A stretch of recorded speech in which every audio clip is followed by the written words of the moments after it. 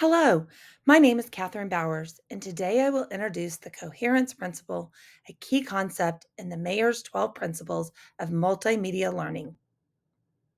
The coherence principle states that learners understand and retain information better when extraneous material is excluded from educational resources and materials. To better get a grasp on the understanding of this principle, we have to take a moment to imagine trying to learn a new skill in a noisy room cluttered with distractions. The coherence principle helps educators cut through that noise, ensuring that every element in the learning environment is purposeful and directly supports student learning and understanding. By simplifying content, visuals, and language, we can create a focused and effective learning experience that leads to a deeper understanding and comprehension of retention of materials. When we apply the concept of the coherence principle in educational settings, we create a focused and effective learning experience for all learners, encouraging a positive outcome in their student success. To do this effectively, we must ensure learning materials align with cognitive theories of multimedia learning coherence. This alignment emphasizes the importance of reducing extraneous cognitive loads on our students. The principle states the learner benefits more when unnecessary content is removed, allowing them to focus on essential information. By reducing distractions and irrelevant details, instructional materials can be more effectively managed. Cognitive resources while improving understanding and supporting successful learning outcomes. This means we must follow three main steps. First, we must exclude irrelevant words and pictures.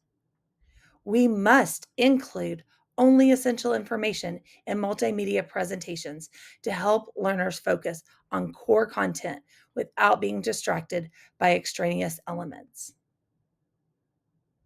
Then, we must exclude irrelevant sounds and music, preventing unnecessary auditory distractions that can split a learner's attention, much like irrelevant visuals. And finally, we must eliminate unneeded words and symbols. We must streamline educational materials by removing these unnecessary or excessive words and symbols, making the content clearer and easier to understand, while allowing learners to process and retain information more effectively. And when we apply these strategies correctly, we can enhance the clarity and effectiveness of our lessons and educational materials, leading to a more focused and impactful learning experiences for our students. So, how do we effectively implement the coherence principle? As educators, we must effectively implement the coherence principle through the following strategies. First, we must have a curriculum design that focuses on essential learning objectives and key concepts that supports our learning objectives. Second, our visual presentation must use clear, purposeful, and directly relate the content being taught. We must also create a quiet and focused auditory learning environment that avoids background sounds or music that does not contribute to the learning goals. In addition, we must encourage the use of language explanations through the use of clear, concise language, avoiding jargon and unnecessary technical terms, and provide explanations that are easy to understand and are relevant.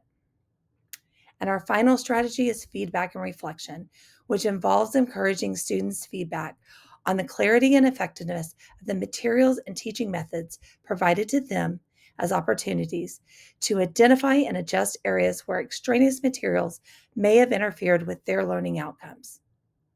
Therefore, by consciously applying and implementing these strategies, educators can create learning environments that align with the coherent principle, enabling our students to engage more effectively with the curriculum and enhance their overall learning experience.